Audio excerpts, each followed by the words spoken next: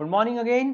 I welcome back for our next part, second part of capital gain. पहले part में हमने charging section देखा, उसमें 3 वर्ड निकल के आए, कैपिटल एसेट क्या होती है, ट्रांसफर होना चाहिए ड्यूरिंग देयर, उसके कुछ एक्सेप्शंस भी हैं हालांकि। फिर हमने कैपिटल एसेट का मीनिंग देखा, फिर हमने देखा कौन कौन सी चीजें कैपिटल एसेट से बाहर है, एक्सक्लूडेड है। जो एक्सक्लूडेड है उसमें सबसे इंपॉर्टेंट था रूरल एग्रीकल्चरल लैंड, क्योंकि उसकी भी एक डेफिनेशन थी। फिर हमने देखा असेट दो तरह की हो सकती है, लॉन्ग टर्म और शॉर्ट टर्म। क्यों? क्योंकि दोनों के रेट्स अलग हैं, एग्जम्पशंस अलग है, कैलकुलेशन का तरीका अलग है। लॉन्ग टर्म शॉर्ट टर्म कैसे डिसाइड होगा सर? तो हमने बोला मालिक होल्डिंग पीरियड चेक करो। 3 तरह के holding period, 12 months, 24 months, 36 months. 3 assets 12 में आ रही है, 2 असेट 24 में आ रही है, बाकी सारी 36। एग्जैक्ट 36 हो तो सर शॉर्ट टर्म, 36 से ऊपर हो तो लॉन्ग टर्म। होल्डिंग पीरियड में वो एक्सक्लूड करना जिस दिन सेल किया था। होल्डिंग पीरियड के कुछ एग्जांपल्स आपने देखे थे, टेबल हमने पढ़ा था आपके मॉड्यूल से ही कि कौन कौन से होल्डिंग पीरियड के लिए कहां से कहां तक का पीरियड हम काउंट करेंगे, ऐसा कौन सा टाइम पीरियड होगा जो हम इंक्लूड करेंगे और जो हम एक्सक्लूड करेंगे। ट्रांसफर की डेफिनेशन जो लॉ ने बनाई इनकम टैक्स एक्ट में कि ट्रांसफर किस किस को माना जाएगा, क्या क्या सारे वर्ड्स ले लिए उन्होंने, सेल, एक्सटिंग्विशमेंट, रिलिंक्विशमेंट, कंपलसरी एक्विजिशन। जहां जहां उनको लगा हमको कैपिटल गेन चाहिए उन्होंने ट्रांसफर की डेफिनेशन इंक्लूसिव बनाई। 2 इंपॉर्टेंट कंडीशन बार बार चेक करनी है, क्या कैपिटल एसेट है और दूसरा क्या ये ट्रांसफर है। इनमें से अगर एक भी पॉइंट आपका ब्रेक होता है तो आप समझ जाना कि कैपिटल गेन का चार्जिंग सेक्शन अप्लाई नहीं होता। Next sir, long term short term का कैलकुलेशन कैसे होगा वो बता दो। तो हमने फॉर्मूला लिखा था लास्ट लेक्चर में, हमने रिवाइज किया था। देखिए फॉर्मूला था जिसमें हमने देखा था कि full value of consideration minus expenses on transfer is equal to net sale consideration minus index cost of acquisition minus indexed cost of improvement. और कॉस्ट ऑफ इंप्रूवमेंट भी समझाया था मैंने आपको लास्ट लेक्चर में। अगर आपने पहला लेक्चर नहीं देखा हो तो एक बार पहला लेक्चर का आखिरी के 15 मिनट फिर से देख लीजिएगा, रिवाइज हो जाएगा। इंडेक्स कॉस्ट ऑफ इंप्रूवमेंट के बाद आएगा टैक्सेबल एलटीसीजी, उसमें से घटाएंगे हम एग्जम्पशंस, तो आ जाएगा मेरा टैक्सेबल एलटीसीजी। अब सर एसटीसीजी के कैलकुलेशन में भी सेल प्राइस तो आएगी, बिल्कुल आएगी भाई। वो लेने के बाद एक्सपेंसेस भी घटाएंगे, बट एसटीसीजी वाली एसेट्स पर हम किसकी सुविधा, किसका बेनिफिट छीन लेंगे, फॉरफिट कर लेंगे, वो है इंडेक्सेशन का बेनिफिट हम खत्म कर देंगे। सिर्फ कॉस्ट ऑफ एक्विजिशन और कॉस्ट ऑफ इंप्रूवमेंट लेस होगी। इसके बाद आ जाएगा आपका टैक्सेबल एसटीसीजी एग्जम्पशन लेस कर देने के बाद। अब सर हमको यही सारे पॉइंट समझने, ये भी मैंने आपको बता दिया था कि नेक्स्ट लेक्चर में हम डिम्ड कॉस्ट से शुरू करेंगे। सबसे पहले एक्चुअल कॉस्ट आप समझते हैं, उसके बाद हम देखेंगे 2 तरह का सेल कंसिडरेशन हो सकता है, एक्चुअल सेल कंसिडरेशन और डिम्ड सेल कंसिडरेशन। 2 तरह का ये कंसिडरेशन है। अब सबसे पहले हम शुरू कर रहे हैं एक्चुअल और डिम्ड से। जब हम कॉस्ट समझ लेंगे तो हम सीखेंगे कि सर ये इंडेक्सेशन कैसे होता है। तो पहले कॉस्ट सिखाऊं कि पहले इंडेक्सेशन ये बता दो? सर पहले कॉस्ट बता दो तो इंडेक्सेशन आ जाएगा। चलिए तो आप क्या आते हैं हम मॉड्यूल पे। हमने अभी मॉड्यूल से कहां तक देख लिया था, ये देखिए लास्ट डे हमने ये ट्रांसफर की डेफिनेशन तक समझ लिया था। नेक्स्ट पार्ट आपके मॉड्यूल में जो पेज नंबर 4.373 पे है, ये है शेयर्स हेल्ड इन। ये क्वेश्चन है, ये आप कर लेना, इसमें होल्डिंग पीरियड पूछा है, सिर्फ आराम से आपसे हो जाएगा। कुछ दिक्कत आए तो मुझे बताना। 374 पेज नंबर से अब आ रहा है आपका scope and year of chargeability, जिसको हम ऑलरेडी देख चुके हैं। बोलो क्या है स्कोप और चार्जेबिलिटी में? सर हम देख चुके हैं 45(1). तो 45(1) ऑलरेडी चार्जिंग सेक्शन है आपका, ये तो हम पहले ही डिटरमाइन कर चुके हैं। उस प्रीवियस ईयर में जिसमें ट्रांसफर होगा कोई भी प्रॉफिट और गेन जो अराइज हो रहा है, और वो अराइज हो रहा है आपका कैपिटल एसेट। तो 3 वर्ड इंपॉर्टेंट थे, या 2 ही वर्ड बोलेंगे बेसिकली। तो पहला तो कैपिटल एसेट होनी चाहिए, कैपिटल एसेट होनी चाहिए, और दूसरा ट्रांसफर होना चाहिए। तो आपका ये चार्जिंग सेक्शन अप्लाई हो जाएगा। ईयर ऑफ चार्जेबिलिटी तो मोस्टली जिस साल ट्रांसफर हुआ है ना, एक्रूअल बेसिस, सिंपल भाषा में बोलें तो ये आपका चार्जेबिलिटी किस साल अराइज हो जाएगी? जिस साल आपका ट्रांसफर हुआ, in the sense accrual basis accounting के एंगल से बात करें तो। बट कुछ एक्सेप्शन हैं, कुछ एक्सेप्शन है जहां पर आपको एक्रूअल की जगह कैश बेसिस या रिसिप्ट बेसिस पर ही कैपिटल गेन अलाउ किया जाएगा, मतलब टैक्सेबल होगा। तो वो आप देख लेंगे, कोई खास बात नहीं है वो। अच्छा, एक और क्वेश्चन इसमें आता है कि जब आप चार्जेबिलिटी देखते हो कि जिस साल ट्रांसफर हुआ, तो ट्रांसफर कब माना जाए, तो relevant date of transfer is not the date of agreement. Agreement हुआ उस दिन पूरा असेट ट्रांसफर नहीं हुआ, but the actual date of sale, date is जिस दिन क्या करा आपने, ट्रांसफर ऑफ टाइटल। अगर ये एक्चुअल हो गया तो हम उसको ये मान लेंगे। तो ध्यान रखना, सिर्फ एग्रीमेंट कर लेने से ट्रांसफर नहीं हुआ है, एक्चुअली उसको टाइटल ट्रांसफर हुआ कि नहीं हुआ, ये आपको चेक करना पड़ेगा। चलो, और इसके बाद यहां से जो पॉइंट ये हैं आपके अभी डिम्ड सेल कंसिडरेशन के, तो मैं अभी ये रोक रहा हूं क्योंकि मुझे पहले आपको क्या सिखाना है, पहले मुझे कॉस्ट सिखानी है। आप एक बार कॉस्ट सीख लें, इंडेक्सेशन सीख लें, तो आखिरी में सेल कंसिडरेशन सीखेंगे तो हमारा क्वेश्चन हम स्टार्ट कर सकते हैं सॉल्व करना। उसके पहले हम क्वेश्चन सॉल्व करना स्टार्ट नहीं कर पाएंगे। तो बीच के 4-5 पेजेस आपको छोड़ने हैं, हम इन पे वापस आएंगे और हम आ गए अब आपके कॉस्ट पे। सेक्शन 46 के नीचे कॉस्ट दी हुई होगी।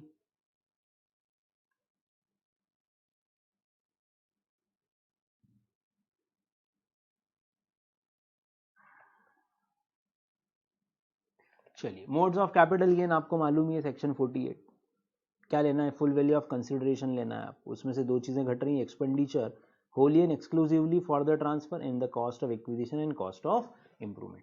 ध्यान रखना, कोई भी सिक्योरिटी ट्रांजेक्शन टैक्स लेस नहीं होगा, ये बात आप बिजनेस प्रोफेशन में मुझसे पढ़ चुके हो।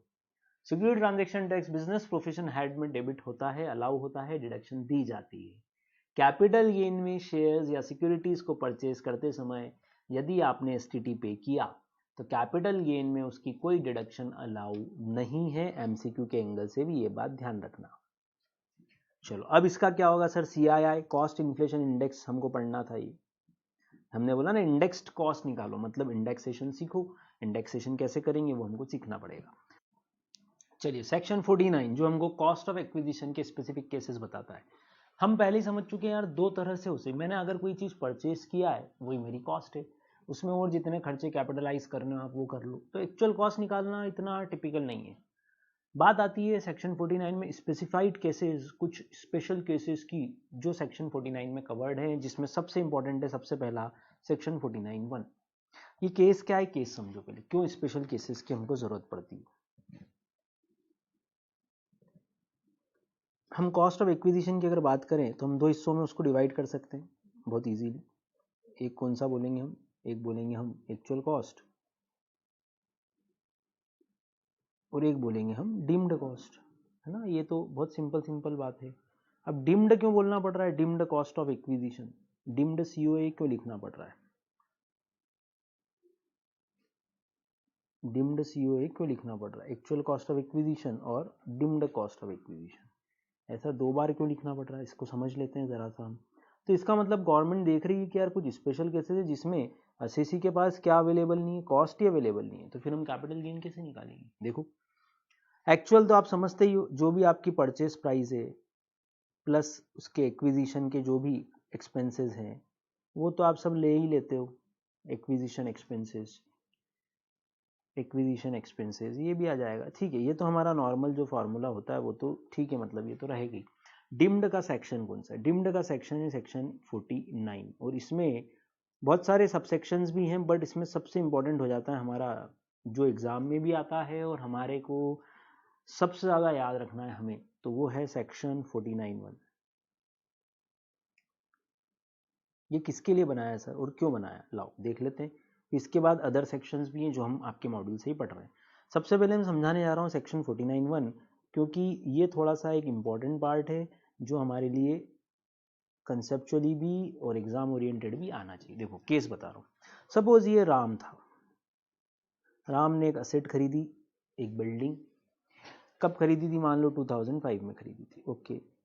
फिर राम की डेथ हो गई और वो असेट चली गई उसके सन चिंटू को।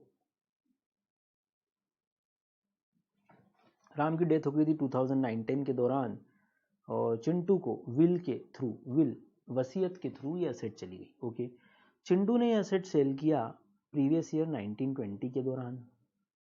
तो मुझे बताओ आपका असेसी कौन है, पहले तो बताओ सर। असेसी वो जो ट्रांसफरर है, ट्रांसफरर कौन है सर, चिंटू है, तो ये मेरा असेसी है बेसिकली।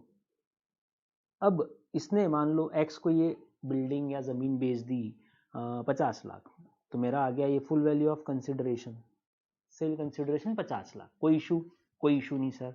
अब इसमें से क्या घटा दोगे? सर हम एक्सपेंसेस ऑन ट्रांसफर लेस कर देंगे। ओके, घटा देना। मान लो 10,000 रुपए थे तो आप लेस कर दोगे तो 49,90,000 आई। अब क्या लेस करना है बेटा? अब हमको सर लेस करना है कॉस्ट ऑफ एक्विजिशन। पर सर ये असेट लॉन्ग टर्म दिख रही है, अगर चिंटू से यहाँ तक गिने तो भी लॉन्ग टर्म दिख रही है और यहाँ से यहाँ तक गिने तो भी लॉन्ग टर्म दिख रही है। अब कहाँ से कहाँ तक का काउंटिंग पीरियड ये बता दो। सर हमने होल्डिंग पीरियड का टेबल देखा था इसी मॉड्यूल में, आपके मॉड्यूल में सबसे पहले लेक्चर में हमने होल्डिंग पीरियड देखा था। उसमें लिखा था सेक्शन 49(1) के केस में आपको प्रीवियस ऑनर का पीरियड इंक्लूड करना है। प्रीवियस ऑनर कौन है बोलो यहाँ पे? Previous owner sir Ram ji हैं, he is the previous owner, क्योंकि उन्होंने असेट खरीदी थी। तो जो असेट खरीदे वो प्रीवियस ऑनर। अगर राम को भी उनके फादर से मिली थी, रामू जी से, तो प्रीवियस ऑनर कौन हो जाते? रामू जी हो जाते, ना कि राम। तो असेसी तो अपना चिंटू है, बट प्रीवियस ऑनर कौन है? राम। तो होल्डिंग पीरियड बोलो सबसे पहले, तो कहां से कहां तक का लेना है? सर यहां से यहां तक का लेना है।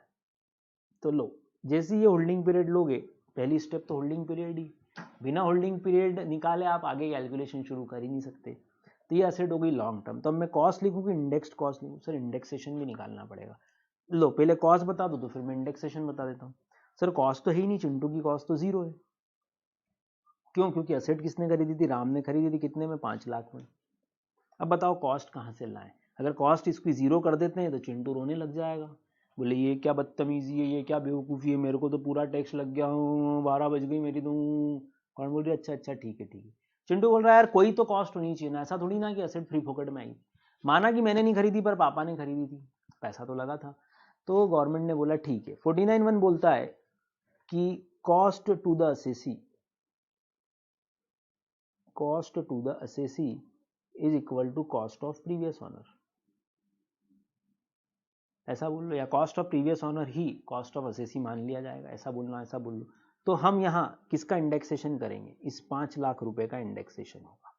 तो ये मैंने एक एग्जांपल दिया। ऐसे ही मान लो ये विल का केस था, ऐसे ही एक और केस मान लो डेथ नहीं हुई पापा की, पापा ने गिफ्ट दिया, इनहेरिटेंस में मिला, बोलो HUF का बंटवारा हुआ, पार्टीशन तो मिला, क्या करोगे? अब इसमें प्रीवियस ऑनर की कॉस्ट है पर नए ऑनर की कॉस्ट, अपने असेसी की कॉस्ट नहीं आ रही है, तो क्या करें? एक्स लिमिटेड ने, एक होल्डिंग कंपनी ने, मान लो अपनी सब्सिडरी को ऐसे ही असेट दे दी फ्री ऑफ कॉस्ट। तब सब्सिडरी जब बेचेगी तो असेसी कौन हो जाएगा? सब्सिडरी। जब असेसी बेचेगा अपना सब्सिडरी तो इसके पास कॉस्ट तो ही नहीं, तो किसके लिए? प्रीवियस ऑनर की कॉस्ट। तो ऐसे 49(1) क्या बताता है? 49(1) बताता है cases in which cost of acquisition of previous owner is equal to cost to the assessee, cost to assessee। ये केसेस पढ़ने हैं आपको, उसमें से 5 तो बता दिए मैंने बोलचाल में, है ना। लाओ सेक्शन देखते हैं। सबसे पहला, cost to the previous owner is deemed to be cost of acquisition of assets. इन सारे केसेस में कब? जब असेसी के पास, असेसी कौन? अपना मान लो चिंटू, चिंटू के पास ये प्रॉपर्टी किन किन तरीकों से आए? He became the assessee in the following cases. पहला, on distribution of assets on total और पार्शियल पार्टीशन ऑफ HUF। एक HUF का बंटवारा हुआ, बंटवारे में आपको भी संपत्ति मिली, असेट मिली।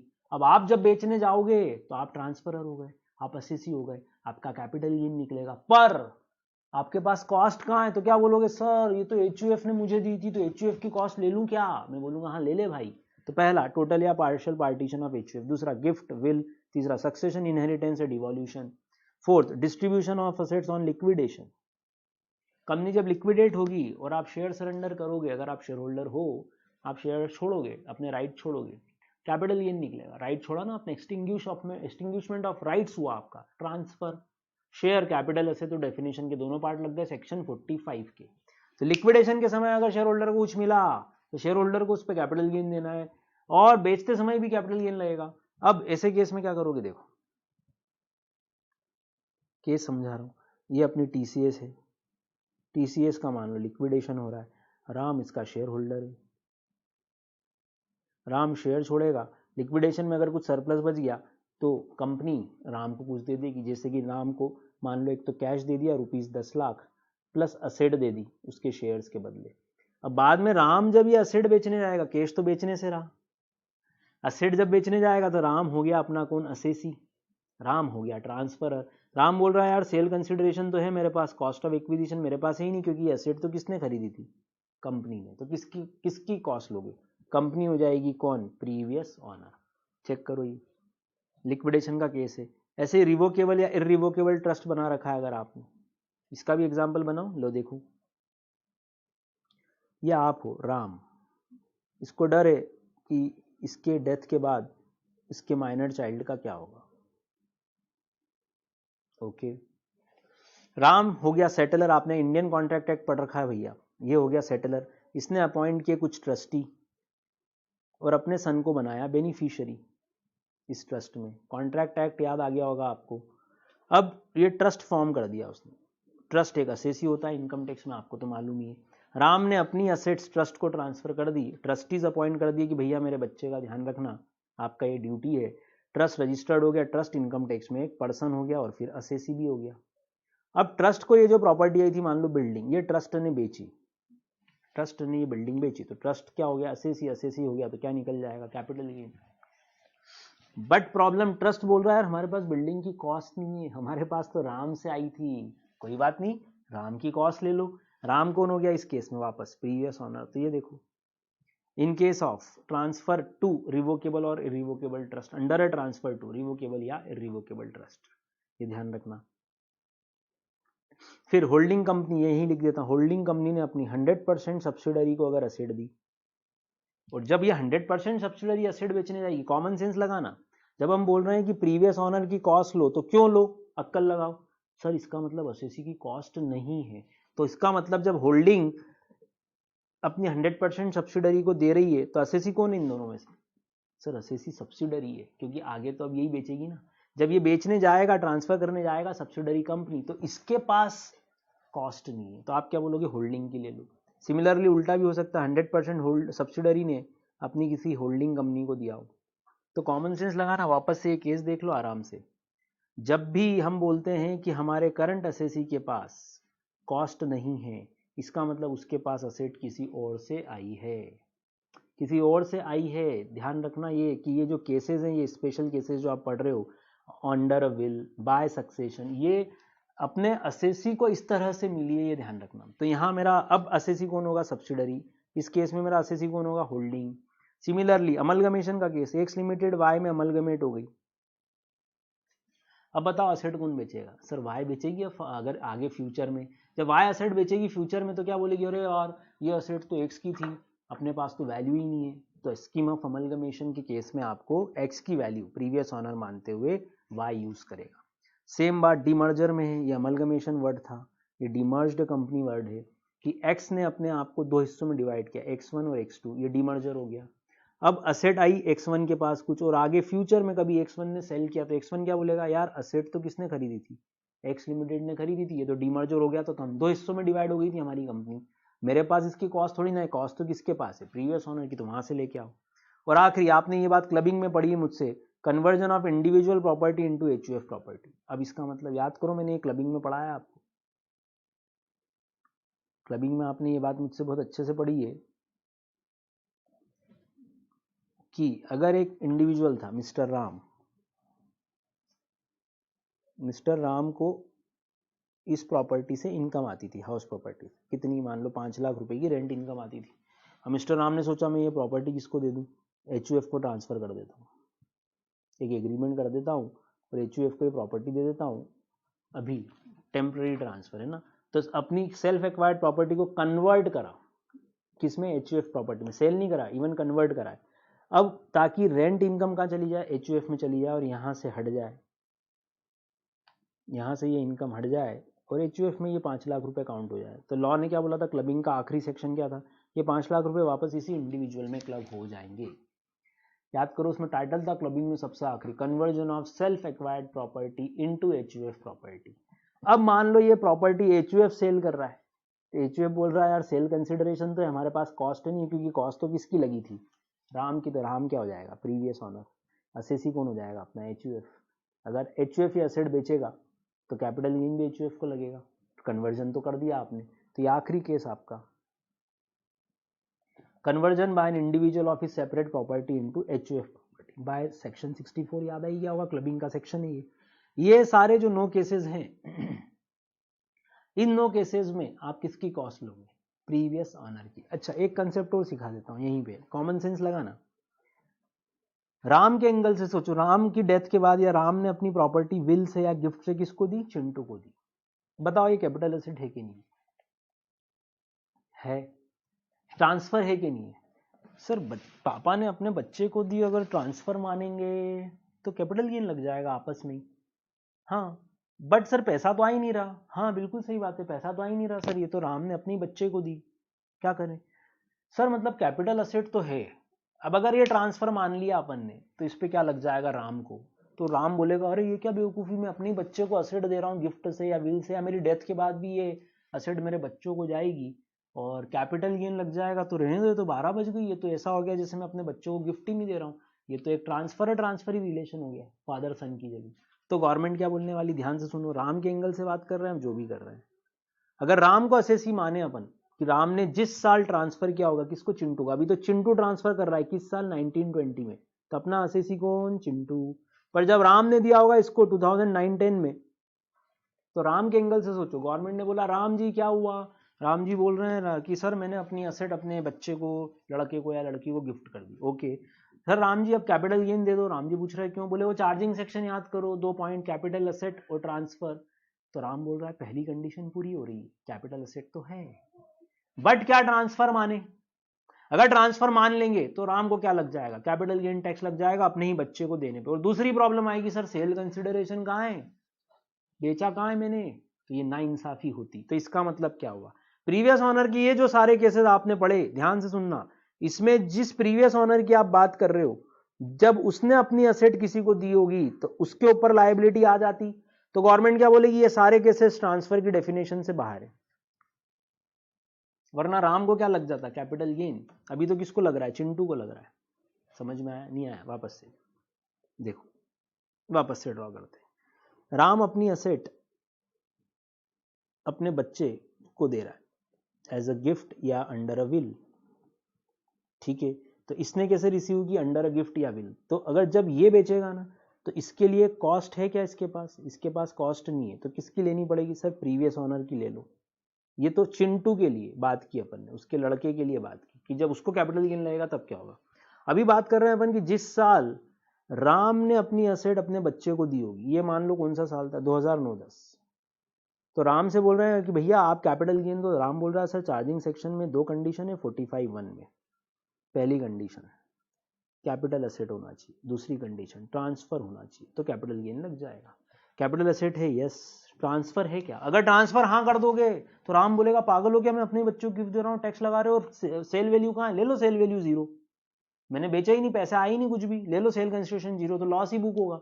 गवर्नमेंट बोला ठीक है ठीक है ठीक है, ये प्रीवियस ऑनर वाले जितने भी केसेस हैं ये ट्रांसफर की डेफिनेशन से ही बाहर कर दो। तो ट्रांसफर में इसको बाहर कर दिया कि ट्रांसफर में एक अंडर अ विल या गिफ्ट वाली प्रॉपर्टी शामिल नहीं होगी, पार्टीशन ऑफ एचयूएफ वाली शामिल नहीं होगी। दिखाऊं? ये देखो,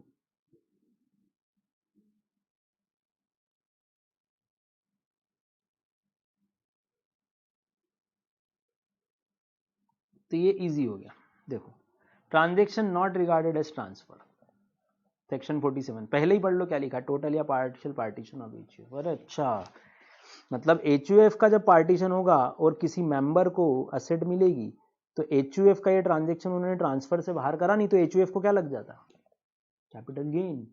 अब जब ये मेंबर बेचेगा तब हम कंसेप्ट लगाएंगे 49(1) का कि यार एचयूएफ की कॉस्ट लेनी पड़ेगी, मेंबर के पास तो कॉस्ट है नहीं, तो अक्कल लगाना। एचयूएफ को कैपिटल गेन लग जाता अगर ये ट्रांजेक्शन ट्रांसफर से बाहर नहीं होता, लिखा ना, will not be regarded as transfer, intelligent law, वरना गड़बड़ हो जाती, 2 बार कैपिटल गेन एक ही एसेट पे, और वो भी आपस में ही लगा रहे हैं। सेम बात ये वाली आ गई, सेम बात ये वाली आ गई, मतलब जो जो केसेस वहां है वो सब यहाँ ट्रांसफर से बाहर होने चाहिए कि नहीं होने चाहिए? सेम केस वो subsidiary to holding, amalgamation, demerger, बोलो हाँ है ना? सेम वही ट्रांसफर और issue of by resulting company, तो ये आपस में ट्रांजेक्शन चल रहा है, इसीलिए यहाँ पर कैपिटल गेन से इसको बाहर करना जरूरी था। तो कुछ केसेस तो यही हो गए कि क्या क्या ट्रांसफर में कवर नहीं होगा, ठीक। तो फादर को टैक्स लगेगा क्या? एचयूएफ को टैक्स लगेगा क्या? यहाँ एचयूएफ अपने ही मेंबर को दे रहा है, तो क्या एचयूएफ को टैक्स लगा दोगे क्या? नहीं सर, एचयूएफ को टैक्स नहीं लगा सकते क्योंकि वो ट्रांसफर की डेफिनेशन से बाहर करके गवर्नमेंट ने एक अच्छा एक्शन लिया, लॉजिकल लॉ बनाया, लीगली बनाया पर लॉजिकल बनाया। तो अब जब मेंबर जरूर जब सेल करेगा तो उसके पास क्या मिसिंग है, तो आपको मैंने हर बार इनकम टैक्स में एक ही बात सिखाई है, सबसे पहले ये ढूंढ लेना कि आपका असेसी कौन है। बिना असेसी समझे अगर आपने क्वेश्चन शुरू किया तो क्वेश्चन वहीं गलत हो गया, आपके सारे कंसेप्ट बिगड़ गए। और मैंने ये भी बोला था कि जब भी आप सोचो एक बार में एक असेसी के बारे में सोचना, ये मैंने आपको बोला था। एक बार में दो असेसी के बारे में कभी नहीं सोचते हैं, वरना मेरा आंसर हमेशा गलत होगा। आप पहले मुझे बताओ असेसी कौन है, तो फिर मैं उसके एंगल से सोचूंगा सारी चीजें। आपने बोला राम, मैं बोलूंगा नहीं, राम के पास कैपिटल एसेट ट्रांसफर तो हो रही है पर ये ट्रांसफर की डेफिनेशन से बाहर है, तो राम को कैपिटल गेन टैक्स नहीं लगेगा। फिर आप बोलोगे चिंटू, मैं बोलूंगा हाँ चिंटू ट्रांसफर भी कर रहा है और कैपिटल एसेट भी है, तो चिंटू के ऊपर कैपिटल गेन लगना चाहिए। कॉस्ट कहाँ से आएगी, तो मैं आंसर दूंगा सर प्रीवियस ऑनर की कॉस्ट ले लो। बात समझ में आई? तो मैंने लॉजिक बता दिया बेटा आपको दोनों तरह से।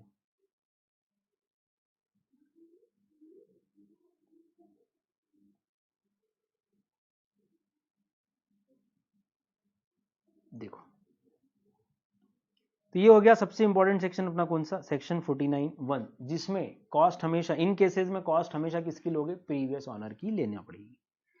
इसमें होल्डिंग और इसमें इंडियन वर्ड इंपॉर्टेंट है, ये कंपनी इंडियन होनी चाहिए, हाँ होली 100% इंडियन कंपनी होनी चाहिए, इंडियन कंपनी होनी चाहिए। तो वो ये केसेस एक रीडिंग ले लेना, बस याद लिखना तो है नहीं हमको।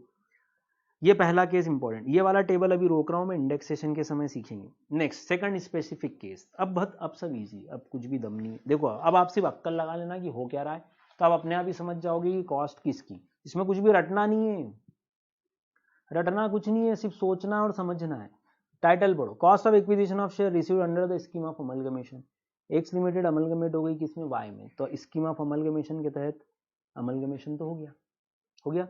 अब बताओ एक्स का शेयर होल्डर था राम, इसके पास एक्स कंपनी के 100 शेयर्स थे, इसने कब खरीदे थे, 2002-03 में। कितने रुपए के, मान लो 1 लाख के। डन। चलो ये अमलगमेशन किस साल हुआ सर, ये अमलगमेशन हुआ 2011-12 के दौरान। Okay okay. अब बताओ कॉस्ट क्या, ध्यान से सुनना, कॉस्ट का कंसेप्ट क्यों लाना पड़ा। जब ये अमलगमेट होगी तो ये कंपनी हट जाएगी और नई कंपनी एग्जिस्टेंस में आएगी, एक्स मर्ज हो जाएगी एक तरह से। अब राम बोल रहा है मेरे पास तो किसके शेयर्स हैं, 100 शेयर्स एक्स लिमिटेड के हैं, तो राम को ये 100 शेयर सरेंडर करने, किसको, एक्स को, और बदले में उसको क्या मिलेंगे, वाई के नए शेयर्स, कितने, 100, या जो भी रेशो सेट होगा 100-100 जो भी शेयर्स मिले। मेरा पहला क्वेश्चन आपसे, पहला क्वेश्चन ध्यान से सुनना, राम जब अपने शेयर एक्स को सरेंडर करेगा तो क्या राम को कैपिटल गेन लगेगा, बिल्कुल लगना चाहिए, बिल्कुल लगना चाहिए। पर सर प्राइस तो आ ही नहीं रही है, सिर्फ शेयर आ रहा है, शेयर के बदले शेयर नई कंपनी के, बिल्कुल सही बोल रहे हो, प्राइस भी नहीं आ रही, पर चार्जिंग सेक्शन अप्लाई हो रहा है, देख लो कैपिटल एसेट है, शेयर ट्रांसफर कर रहा है, एक्सटिंग्विशमेंट, हाँ तो फिर याद करो अब क्या करूं सर, इसको ट्रांसफर की डेफिनेशन से बाहर करो। यस, ये वाला केस ट्रांसफर की डेफिनेशन से बाहर कर दो, कि अगर एक शेयर होल्डर अपने शेयर अमलगमेशन के समय छोड़ेगा तो उसको ट्रांसफर नहीं माना जाएगा, और इसको नए शेयर मिले, क्या इसको ट्रांसफर मान ले क्या, कि ये सेल कंसिडरेशन हो गया, नहीं नहीं, ये यहाँ पीछे ट्रांसफर जहां पर अभी पढ़ रहे थे वहीं लिखा हुआ है कि एक शेयर होल्डर को अमलगमेशन के दौरान जो भी शेयर मिलेंगे वो ट्रांसफर वर्ड में कवर नहीं होंगे। अब ये नए शेयर आ गए किसके, वाई के। अब बताओ राम जब भी बेचेगा कौन से शेयर बेचेगा, सर ये वाले बेचेगा, नई कंपनी के। मान लो इसने बेचा 2019-20 में, इसको 10 लाख रुपए में शेयर बेच दिए, बहुत बढ़िया, ये तो होगी सेल प्राइस, सेल प्राइस का कोई इशू ही नहीं है अभी। अब ये अपन सिर्फ क्या समझ रहे हैं, कॉस्ट ऑफ एक्विजिशन। अब बताओ कॉस्ट कहाँ है, सर कॉस्ट दिख तो नहीं रही है, देखो ध्यान से यार, जरा घूरो यार, सर ये दिख रही है, ये रही सर 1 लाख रुपए। सर ये 1 लाख तो पर इन वाली कंपनीज की थी, क्या इसी 1 लाख को यहाँ कॉस्ट मान लेंगे, हाँ इसके अलावा ऑप्शन है क्या, तो इस 1 लाख का इंडेक्सेशन कर देना अगर लॉन्ग टर्म हो तो देख लो ये लिखा है, where shares in an amalgamated company held by him under a scheme, the cost of acquisition वाली लाइन पढ़ लो। द कॉस्ट ऑफ एक्विजिशन क्या होगी, cost of acquisition equal to, इतना सा पढ़ना है भैया, है ना, cost of acquisition equal to cost of shares in the amalgamating company, मतलब एक्स लिमिटेड। वाई लिमिटेड को क्या बोलेंगे, अमलगमेटेड कंपनी, और एक्स लिमिटेड को क्या बोलेंगे, अमलगमेटिंग। तो बोलो लॉजिक सही है, हाँ सर, जो पुराने शेयर की कीमत थी वही नए शेयर की कीमत हो जाएगी, इतनी सी बात है। तीसरा case, cost of acquisition of share receive during the process of conversion. Conversion हुआ है किसका, बॉन्ड्स डिबेंचर, क्या केस क्या ले, सुनो सुनो सुनो, टीसीए से टीसीएस ने राम को बॉन्ड इशू करे थे, राम ने बॉन्ड खरीदे थे, कितने बॉन्ड्स थे? 100 बॉन्ड्स थे, कितने रुपए के? 1 लाख के। ओके, कब खरीदे थे? 2002-3 में। ये सब जानकारी तो हमेशा होनी चाहिए अपने पास, किसने खरीदे, कितने में खरीदे और कब खरीदे। अब टीसीएस के एग्रीमेंट में लिखा था ये जो आपने डिबेंचर्स लिए हैं या बॉन्ड्स लिए हैं, it will be converted into share after a period of 2 year. अगर आप चाहो तो इसको कन्वर्ट करवा लेना। अब राम ने इसको कन्वर्ट करवा लिया 2 साल बाद, 2005-6 के दौरान 2-3 साल बाद इसने कन्वर्ट करवा लिया, काय में? शेयर्स में। अब बताओ राम बेचेगा तो क्या बेचेगा? सर बॉन्ड तो हट गए, अब तो शेयर्स आ गए यहाँ पे, तो शेयर बिकेंगे, वैल्यू बोलो। सर वैल्यू तो है ही नहीं क्योंकि कन्वर्शन हुआ था, तो क्या ले? तो सर ये जो 1 लाख है इसी को तो शेयर की वैल्यू ले लेंगे, और क्या करेंगे? बोलो, इसी को लेंगे या नहीं लेंगे? तो कन्वर्जन के केस में क्या लिखा है, देखो लाइन पढ़ो। कन्वर्जन के केस में उन्होंने बोला है the cost of acquisition shall be, ये लिखा COA equal to part of the cost of the debenture stock in relation to which such asset is acquired by that person. वो हिस्सा, पार्ट का मतलब होता है वो हिस्सा, किसका? इनकी कॉस्ट का, जिसके बदले उसको क्या मिले? शेयर्स। तो अभी मैंने आपको एक सिंपल लॉजिक दिया कि 1 लाख रुपए पूरी उसकी वैल्यू हो जाएगी। मैं इसका एक क्वेश्चन कराऊंगा, ये दैट पार्ट का मतलब क्या होता है, लास्ट में मैं ये क्वेश्चन कराऊंगा, मुझे ध्यान है और आपको भी ध्यान रहेगा कि सर ने बोला था। तो that part of the cost, अभी सिंपल भाषा में समझें तो डिबेंचर का वो हिस्सा जिसके बदले इसको क्या मिले? शेयर्स मिले, वो हो जाएगी उसकी cost of acquisition. Next, sweat equity share, ये आपको मालूम होगा कंपनी के लिए, एम्प्लॉय के लिए ये परक्यूसिट होता है, याद करो। ये राम है, Ram is the employ of TCS. Ram को स्वेट इक्विटी शेयर दिए गए थे, कितने? 100। कितने में? इसकी मार्केट वैल्यू थी उस दिन 100 रुपए, इसको दिए गए थे 80 रुपए में। डन। चलो, किस साल की बात है? सर ये बात है 2008-9 की। ओके, ऐसा 2008-9 के दौरान हुआ था। अब मुझे बताओ सैलरी चैप्टर में राम के साथ क्या हुआ होगा 2008-9 के दौरान? सर स्वेट इक्विटी शेयर अगर कंपनी देती है तो वो एम्प्लॉय के लिए परक्यूसिट हो जाते हैं। तो राम ने 2008-9 में कितने अमाउंट पे परक्यूसिट मान लिया होगा? सोचो, ये सब डाटा देखो जरा, डाटा को देख के बता दो यार जरा, बहुत इजी। सर राम को 100 रुपए की चीज 80 में मिली, 100 रुपए की चीज 80 में मिली, तो उसको बेनिफिट कितने का हुआ? सर 20 रुपए का बेनिफिट हुआ। तो ये 20 रुपए इंटू 100 मतलब 2000 रुपए उसकी सैलरी में जोड़ दिए गए होंगे, किस साल? 2008-9 के दौरान। और परक्यूसिट उसके लिए टैक्सेबल कर दी गई होगी, ये बात तो हमको समझ पड़ती है। ओके, अब राम ये शेयर्स बेच रहा है, कब बेच रहा है? राम शेयर बेच रहा है 2019-20 के दौरान। कितने में बेचे? तो सेल कंसिडरेशन तो है सर 5 लाख। ओके, अब क्या चाहिए? Sir index cost of acquisition चाहिए। इंडेक्सेशन करोगे? हाँ सर, 2009-10 से 8-9 से अगर 19-20 तक है तो लॉन्ग टर्म होगा एसेट। ओके, करो इंडेक्सेशन। सर कॉस्ट क्या लेंगे? बोलो, कॉस्ट क्या लोगे? 80 कि 80 + 20? 100 ही ले लोगे। तो ध्यान रखना कॉस्ट क्या आएगी? FMV, वही जो उस दिन थी मार्केट वैल्यू। क्यों? अरे यार लॉजिक लगाओ ना, 80 रुपए तो एम्प्लॉय ने दिए ही थे। हाँ सर, और 20 रुपए पे उसने टैक्स दे दिया था, तो एम्प्लॉय क्या बोलेगा? ओ भाई 80 तो वो जोड़ जो मैंने दिए और 20 रुपए पे मैं टैक्स दे चुका हूं पर शेयर, तो मेरी कॉस्ट आज कितनी होनी चाहिए? 100 रुपीज पर शेयर। देखो यही लिखा है, फेयर मार्केट वैल्यू जो परक्यूसिट के कैलकुलेशन के लिए लिया था, कितना लिया था? सर 100 रुपीज लिया था हमने FMV, बस वही आज आ गया कि 100। देखो तो 80 + 20, तो लॉजिकल है, रटना नहीं पड़ेगा। हाँ लॉजिकल है, पूरा दिमाग लगाना कि 80 रुपए तो उसने ही दिए थे और 20 पे वो टैक्स दे चुका था उस साल, तो आज वो क्या बोलेगा? कॉस्ट मेरी 100 मानो यार, गलत बात है। FMV सिंपल कंसेप्ट, एक वर्ड में बोले तो FMV उस दिन की। नेक्स्ट, कंसोलिडेशन स्कीम रहने दो, सेम है वैसे इसमें।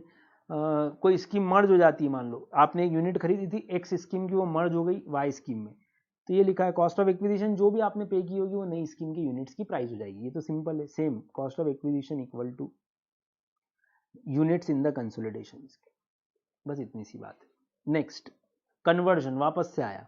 Equity share receive upon conversion of preference share. कोई 100 प्रेफरेंस शेयर थे मान लो आपके पास, कंपनी ने ऑप्शन दिया था, ये खरीदे थे आपने 1 लाख रुपए में, कब खरीदे थे? 2008-9 के दौरान।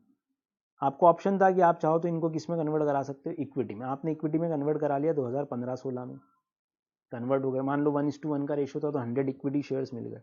कॉस्ट क्या? कॉस्ट देखो, अब कॉस्ट में उन्होंने बोला सेम वही, debt part of the cost of preference share. ये मैं क्वेश्चन करा ही दूंगा, मैंने बोला ना, ये तो आपको डेट पार्ट वाली बात समझ में आ जाएगी। दैट पार्ट वाला कंसेप्ट थोड़ा सा अपने को समझना। अभी हाल फिलहाल माने तो पूरा का पूरा 1 लाख इसकी कॉस्ट हो जाएगी नए शेयर्स की। नेक्स्ट वाला पॉइंट रहने दो, मत करो ये। Next, cost of acquisition of share received in the resulting company. जैसे अमलगमेशन में क्या हुआ था, एक्स मर्ज हो गई थी किसमें, वाई में। अब यहाँ ऐसा नहीं होगा, यहाँ उल्टा है, एक्स के 2 पार्ट कर दो, डीमर्जर हो रहा है ना, x1 और x2। ये कंपनी कौन सी कहलाएगी, डीमर्ज्ड कंपनी, और ये दोनों क्या कहलाएंगे, रिजल्टिंग कंपनी। राम के पास इस कंपनी के 100 शेयर थे, ओल्ड कंपनी के, अब उसको नई कंपनी के 100 शेयर मिल गए यहाँ x1 के, तो बताओ कॉस्ट कितनी, डीमर्जर में रिजल्टिंग कंपनी में कॉस्ट कितनी, तो ये फार्मूला लगाना पड़ेगा, ये वाला लो, a इंटू बी इंटू सी पढ़ो, लाओ भैया। Cost of acquisition of share held in the demerge company कितनी थी, मान लो ये 5 लाख रुपए में 100 शेयर खरीदे थे इसने, किसके, एक्स कंपनी के, एक्स लिमिटेड के, डीमर्ज्ड कंपनी के, इसको क्या बोलेंगे, डीमर्ज्ड, और इन दोनों को क्या बोलेंगे, रिजल्टिंग कंपनी। x1 x2 नई कंपनी है ना, रिजल्ट। डीमर्ज क्या होता है, डिवाइड होना, अमलगमेशन क्या होता है, मर्ज होना। तो यहाँ ले लो 5 लाख, ए मतलब 5 लाख, इनटू, फार्मूला याद कर लो, कभी एमसीक्यू आ जाए तो, प्रैक्टिकल तो बनना मुश्किल है, एमसीक्यू आ जाए तो ध्यान रख लो, फार्मूला याद कर लो, A into B by C. B क्या है, net book value, net book value किस कंपनी की, of the asset transfer in a demerger, of asset transfer, जितने की एसेट ट्रांसफर हुई उसकी नेट बुक वैल्यू ले लो। और सी क्या है, सी है नेट वर्थ, पूरी टोटल नेटवर्थ किस किस की, डीमर्ज्ड कंपनी की, मतलब एक्स की, बोलो हाँ या ना। तो ये हो गई आपका प्रोपोर्शनेट, ये प्रोपोर्शन कर लेना तो आपका शेयर की वैल्यू निकल जाएगी। तो मान लो ये 10 होता और नीचे 20 होता तो 1/2, तो 2.5 लाख रुपए वैल्यू निकल जाती। तो यहाँ पढ़ना, ये है net book value of the assets और ये है net worth of the demerged company. इसमें सब कुछ आ गया, पेड अप शेयर कैपिटल आ गई, reserves and surplus, general reserves आ गए, जो भी बैलेंस शीट की डेट पे जिस दिन डीमर्जर हुआ उस डेट पे था। अब ये तो था कि आपके पास इसके कुछ शेयर अलॉट हुए आपको, राम को, तो इसकी कॉस्ट इस तरह से निकलेगी, a into B by C, ये था 49/2c। अब ध्यान से देखना, cost of acquisition held in the demerged company क्या मानी जाए। देखो आपको 100 शेयर यहाँ दिए नई कंपनी में और ऑलरेडी 100 शेयर के 2 पार्ट हो गए, मतलब आपको कुछ शेयर यहाँ अलॉट हो गए, कुछ शेयर यहाँ नई कंपनी में अलॉट हो गए। तो इस 100 शेयर की कॉस्ट कैसे निकाली, इस तरह से निकाली आपने। तो बताओ जो यहाँ शेयर्स बच गए उनकी कॉस्ट कितनी, कैसे निकालेंगे। तो सर टोटल में से ये जो वैल्यू आ रही घटा दो, टोटल कॉस्ट कितनी थी 5 लाख, कॉस्ट ऑफ एक्विजिशन कितनी थी 5 लाख, माइनस कौन सा सेक्शन 49/2c की जो वैल्यू है वो घटा दो, क्योंकि ये रिजल्टिंग कंपनी की वैल्यू है। तो यहाँ किसकी कंपनी की वैल्यू बच जाएगी, डीमर्ज्ड कंपनी की वैल्यू बच जाएगी। नहीं समझे, वापस से 5 लाख के टोटल शेयर थे, ओके ठीक। मैंने नई कंपनी में मुझे 100 शेयर दिए गए, पुरानी में मेरा फीचर था ही, ऑलरेडी होल्डिंग थी, ठीक है। वैल्यू कितनी नई शेयर की, उन्होंने बोला 5 लाख का प्रोपोर्शनेट कर दो, net book value divided by net worth से, ठीक। तो रिजल्टिंग कंपनी x1 में राम की कितनी वैल्यू है वो निकल जाएगी, टोटल में से x1 की वैल्यू घटा दो तो x की वैल्यू निकल जाएगी। टोटल कितना है, 5 लाख के शेयर्स थे, उसमें से नई कंपनी के शेयर की वैल्यू हटाओ तो ओल्ड की बच जाएगी। ये हो गया simple formula, cost minus 49/2c की वैल्यू। 49/2c क्या निकाला, a into B by C. A 5 lakh cost of share, B net book value और सी नेट वर्थ। नेक्स्ट 56/10 याद करो, अदर सोर्सेज का सबसे इंपॉर्टेंट पार्ट हमने पढ़ा था, ये मैं आपको वापस से याद दिला देता हूं एक बार। 56/10 ध्यान से देखना भैया, अदर सोर्सेज भी रिवाइज हो जाएगा। 56/10 में क्या था सर, गिफ्ट रिसीव होता है तो टैक्सेबिलिटी आती है अदर सोर्सेज हेड में, याद आया। उसमें भी 2 पार्ट थे, एक इमूवेबल प्रॉपर्टी IMP और एक मूवेबल प्रॉपर्टी। इसमें भी 2 पार्ट थे, एक विदाउट कंसिडरेशन और एक विथ कंसिडरेशन। याद आया क्या कुछ, ये सब विदाउट और विथ, बोलो भैया। फिर ध्यान से सुनना, आपने इसमें भी पढ़ा था, इसमें हम सिंगल सिंगल असेट देखते हैं, इसमें एग्रीगेट देखते हैं, ये भी याद आ गया होगा आपको, नहीं आया तो मैं याद दिला रहा हूँ, सिंगल और एग्रीगेट। फिर आपने पढ़ा था विदाउट कंसिडरेशन है तो गिफ्ट कैसे होगा। देखो आपने पढ़ा फादर ने सन को गिफ्ट दिया, सर ये टैक्सेबल नहीं है, क्योंकि ये किस डेफिनेशन में आ गया, रिलेटिव की, रिलेटिव की डेफिनेशन में आ गया, तो ये तो टैक्सेबल नहीं है। चलो राम ने अपने फ्रेंड चिंटू को गिफ्ट करा एक फ्लैट, तो इमूवेबल प्रॉपर्टी होगी, यस सर। अब ध्यान से सुनना, वो फ्लैट विदाउट कंसिडरेशन था, राम ने 1 रुपया भी नहीं लिया, और फ्लैट की स्टाम्प ड्यूटी वैल्यू थी 50 लाख रुपया। तो बताओ ये गिफ्ट का सेक्शन किस पे लगता है, रिसीवर पे कि गिवर पे, सर ये सेक्शन रिसीवर पे लगता है, मतलब ट्रांसफरी पे, ना कि गिवर पे। कैपिटल गेन किस पे लगता है? सर कैपिटल गेन तो जो बेचता है उस पे लगता है, मतलब ट्रांसफरर पे। अंतर समझना दोनों का। 56 to 10 गिफ्ट का सेक्शन रिसीवर पे लगता है, हम ये बात डिस्कस कर चुके हैं अदर सोर्सेज में डिटेल्ड में। और अदर सोर्सेज वाला जो तुम्हारा चैप्टर है मॉड्यूल का, उसमें एक बहुत बेहतरीन डायग्राम दिया है जिसमें कैपिटल गेन, बिजनेस प्रोविजन और अदर सोर्सेज तीनों समझा रखा उन्होंने। और ये सेक्शन आप मेरे से तीसरी बार समझ रहे हो। अदर सोर्सेज में समझा, फिर आपने मेरे से बिजनेस प्रोफेशन में समझा कि बिल्डर के केस में क्या करोगे अगर कोई बिल्डिंग बेच रहा है। ये तो राम है जो बिल्डर नहीं है, अगर ये बिल्डर होता तो बिजनेस प्रोफेशन हेड लगता, कैपिटल गेन लगता ही नहीं। अब दो एंगल हो गए, एक राम का एंगल, एक चिंटू का एंगल। चिंटू के लिए ये अदर सोर्सेज में टैक्सेबल हो गया, इनकम फ्रॉम अदर सोर्सेज में टैक्सेबल हो गया। लाओ देखो इधर, दो असेसी हो गए मेरे। राम ने अपनी एसेट चिंटू को बेची, कितने की? स्टाम्प ड्यूटी वैल्यू तो थी एक्चुअली 50 लाख रुपए, पर इन दोनों ने पट्ठों ने गेम खेला और इसकी सेल प्राइस बताई सिर्फ कितने रुपए? 30 लाख रुपए। बोलो, एक केस विद कंसिडरेशन हो गया। दूसरा केस बना लो एक और, राम ने फ्री ऑफ कॉस्ट इसको, इस 50 लाख की स्टाम्प ड्यूटी वैल्यू को फ्री ऑफ कॉस्ट चिंटू को दे दी विदाउट कंसिडरेशन। ये पहला केस और ये दूसरा केस है ना। अब ध्यान से देखो, ये दूसरा केस हो गया, ठीक। चलो अब आप याद करो, आपने पढ़ा था अदर सोर्सेज में, अगर राम असेसी है और अगर चिंटू असेसी है तो चिंटू पे लगेगा 56 to 10।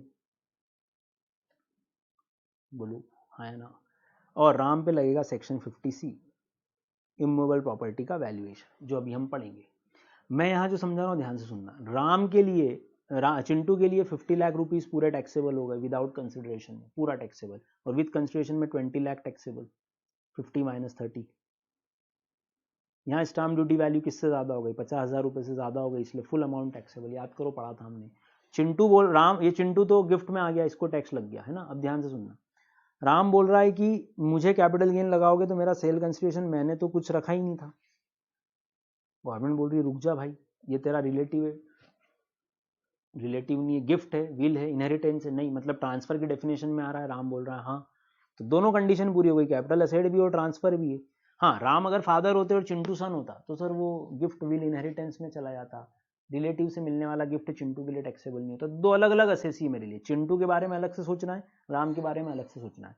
चिंटू को अभी हेड लग रहा है 56 to 10 अदर सोर्सेज, राम को लग रहा है 50C। या अगर यही बिजनेस प्रोफेशन हो तो याद करो, आपने पढ़ा था 43C है बिजनेस प्रोफेशन होता, अगर यही हेड 43CA था।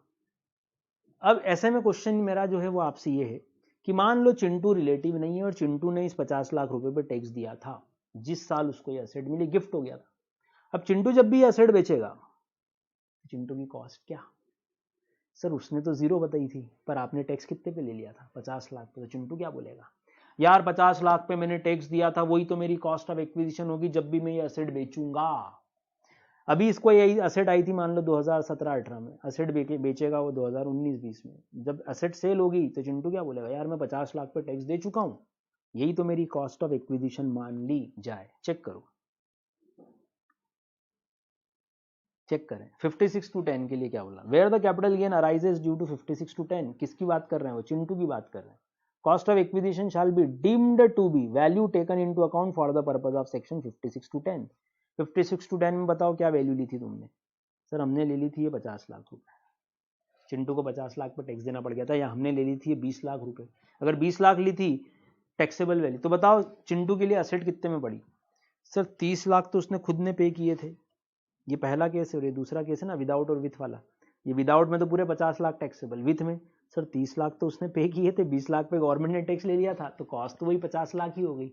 हाँ समझ में आया? तो 56 to 10 में जितने पे आपने टैक्स दिया था वो पूरी वैल्यू और जितना कॉस्ट था दोनों ऐड कर लेना, 50 लाख रुपए आएगा कुल मिला के, जितनी स्टाम्प ड्यूटी वैल्यू थी सिंपल भाषा में। यह आपका हो गया, यहाँ पर एक कंसेप्ट खत्म हो। तो मैं यहाँ लिख देता हूँ, cost of acquisition equal to stamp duty value under section 56 to 10। आप समझ जाओगे, और इसका आगे भी पार्ट और आएगा। Next, cost of asset in case of project. आपने ये भी पढ़ा है अपना, एक व्यक्ति के पास ज़मीन है, मैंने बिजनेस प्रोविजन में भी पढ़ाया था आपको ये। एक व्यक्ति के पास ज़मीन है, ज़मीन उसके पास है, उसको बिल्डिंग बनाना नहीं आती, ये एक्स है। वो एक बिल्डर के पास गया, वाई बोल रहा है ठीक है अपन दोनों कॉन्ट्रैक्ट कर लेते हैं, एक जिसको हमने बोला जॉइंट डेवलपमेंट एग्रीमेंट। अब एक्स अगर बिल्डर होता तो ये सेक्शन नहीं लगता, बिजनेस प्रोफेशन हेड लग जाता। एक्स बिल्डर नहीं है, एक्स के लिए कैपिटल एसेट है ना कि स्टॉक, तो एक्स के ऊपर लग गया सेक्शन 45(1) चार्जिंग सेक्शन। तो इस पूरे सेक्शन को 45(5) को इसका पीछे हमको कैलकुलेशन सीखना है पूरा, है ना। तो मैं इसका कॉस्ट भी वहीं सिखाऊंगा क्योंकि पूरा डायग्राम बनाना पड़ेगा, एक बड़ा सा आधी घंटा लगेगा इसको समझने में अपने को। तो अभी इसकी कॉस्ट को अपन रोक रहे हैं, इस पर क्वेश्चन मार्क लगाओ ताकि आपको ध्यान रहे कि हाँ ये पीछे पड़ा है। आखिरी कॉस्ट ऑफ एक्विजिशन, ये इंपॉर्टेंट है एमसीक्यू के एंगल से। Cost of acquisition of a capital asset, कौन सी असेट है बॉस ये बता दो, ऑफ अ कैपिटल असेट, है ना, which was use by the assessee as an inventory. अच्छा उल्टा हो रहा है, क्या हो रहा है, आपकी ये शॉप पे एक स्टॉक पड़ा हुआ था जिसको हम इन्वेंट्री बोलेंगे, आप इस इन्वेंट्री को उठा के घर पे ले आए, इसका मतलब आपने इंग्लिश बोले, अकाउंट्स की लैंग्वेज में बोले तो क्या किया सर, आपने ड्राइंग्स की, आपने इसकी ड्राइंग्स की है। अब ये असेट घर पे तो आ गई, इसको ट्रांसफर माना गया, इन्वेंट्री अगर आप विड्रॉ करोगे तो इसको ट्रांसफर माना जाएगा। तो जब ये घर पे जो असेट आई ये जब बाद में बिकेगी फ्यूचर में तो इसकी कॉस्ट क्या लोगे, ये क्वेश्चन था। तो देखो क्या लिखा है, capital gain arise from a transfer of capital asset which was used by the assessees inventory earlier. तो ये आपने कन्वर्जन करा किसमें, इन्वेंट्री का कन्वर्जन करा आपने कैपिटल असेट में, शॉप की एक गुड्स या इन्वेंट्री को आपने कैपिटल एसेट में कन्वर्ट करा। अब इस कैपिटल एसेट को जब भी सेल करोगे, जब भी ट्रांसफर करोगे तो सेल वैल्यू में तो कोई प्रॉब्लम नहीं, इसकी कॉस्ट बताओ, कॉस्ट क्या है, shall be deemed to be what, FMV, किस दिन की, on the date on which it was converted, FMV on the date of conversion, इतना सा लाइन ध्यान रखना है आपको बस, FMV on the date of conversion, ये कहलाएगी आपकी कॉस्ट ऑफ एक्विजिशन। तो अब एक और बात है फिर, इसका मतलब देखो अक्कल लगाएं थोड़ी सी अगर यहीं से, तो एक बात और समझ में आ जानी चाहिए कि जब भी इन्वेंट्री को कन्वर्ट करोगे ये उसको ट्रांसफर मान लेंगे, बिजनेस प्रोफेशन में भी पढ़ा था हमने कि ये सेल मान के रिकॉर्ड करनी पड़ेगी, आप याद करो। या आपका बिजनेस प्रोफेशन था, इन्वेंट्री है मतलब बिजनेस प्रोफेशन में पड़ी थी गुड्स, तो इसको P&L में सेल बतानी पड़ेगी, ऐसा आपने बिजनेस प्रोफेशन में पढ़ा है। चार्जिंग सेक्शन का आखिरी पॉइंट यही है, देख लेना आपके मॉड्यूल में ही सही पढ़ा था अपन ने। तो यहाँ सेल प्राइस क्या लोगे, वही उस दिन की एफएमवी, तो वही एफएमवी यहाँ की क्या आ गई, कॉस्ट। सिंपल लॉजिक तो सेम लगाना पड़ेगा ना। ये हो गया पूरा कॉस्ट का कंसेप्ट खत्म यहां तक। अब आपने ये जो डिम्ड कॉस्ट के इतने सारे केसेस पढ़े, अगर ये कॉस्ट समझ में आ गई, इसमें सबसे इंपॉर्टेंट है अपना सेक्शन 49(1), क्योंकि यही 99% एग्जाम में आएगा, अक्सर यही सबसे ज्यादा, इंटर में तो यही आता है सबसे ज्यादा। तो अब 49(1) का ये, उसमें भी ये 1 2 3 और ये 4 पॉइंट आपको ज्यादा ध्यान रखते हैं। तो कन्वर्जन इन सब के लिए ट्रांसफर नहीं माना जाएगा 49(1) में, ये भी हमने भी पीछे देख लिया, चाहो तो वापस से देख लो, एक बार और बता देता हूं। अपने फार्मूले का कौन सा हिस्सा पूरा हुआ, अपने फार्मूले का ये वाला हिस्सा पूरा हुआ, डिम्ड कॉस्ट ऑफ एक्विजिशन, कहां गया, ये रहा डिम्ड कॉस्ट ऑफ एक्विजिशन। और भी कुछ केसेस हैं, हाँ हैं, और भी केसेस हैं, खासकर शेयर्स और सिक्योरिटीज को लेके, वो मैं नेक्स्ट लेक्चर में कवर करूंगा। पर पहले एक बार का हमने कॉस्ट ऑफ एक्विजिशन के 12-13 केसेस पढ़ लिए, 2 केसेस छोड़े जिनका डिटेलिंग आएगा। एक चीज आप क्वेश्चन से समझोगे, ये मैंने आपको बोला, तो मोटा मोटा दिमाग में हो गया कि सर लगभग प्रीवियस ऑनर वाली कॉस्ट लेते हैं, या जितना प्रीवियसली हमने पे किया था वही आज हमारी कॉस्ट होती है। जैसे अमलगमेशन के केस में क्या बोल रहे हैं सर, वो पुरानी कंपनी में जितने के शेयर थे उतने की नहीं में मान लेंगे, सिंपल ऐसे ही मानना पड़ेगा, और क्या, और कोई ऑप्शन था क्या, और कोई ऑप्शन भी नहीं था। अब आपने जब कॉस्ट सीख लिया तो अब क्या सीखना है सर, अब हमको इंडेक्सेशन सीखना है। क्या सीखना है, अब हमको इंडेक्सेशन सीखना है। यह आपको मैं नेक्स्ट लेक्चर में अलग से इसको पूरा डायग्राम से आपको समझाता हूँ। चलिए, तो पहले ये कॉस्ट वाला पार्ट अपनी सेकंड स्टेप हो गई, अब थर्ड स्टेप अपन इंडेक्सेशन पढ़ेंगे, ठीक है। चलिए, थैंक यू।